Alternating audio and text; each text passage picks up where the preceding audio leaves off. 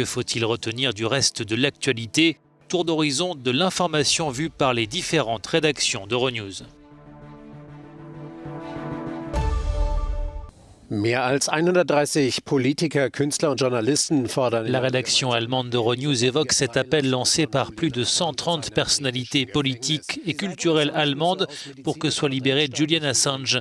Le fondateur de Wikileaks, actuellement détenu au Royaume-Uni, est sous la menace d'une extradition vers les États-Unis où il risque jusqu'à 175 ans de prison. Son procès débutera dans un peu plus de 2 semaines à Londres. Le rapporteur spécial de l'ONU sur la torture a dénoncé la campagne de persécution menée contre Assange et les conséquences sur sa santé. Drohen ihm bis zu 175 Jahre Haft.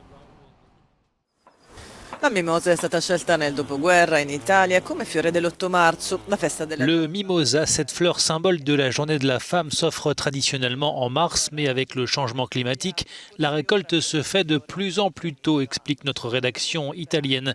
Le ramassage des fleurs jaunes a déjà débuté en Ligurie, dans le nord de l'Italie. Ces fleurs exportées dans le monde entier sont essentielles pour l'économie locale, mais elles risquent de faner d'ici la journée de la femme, le 8 mars.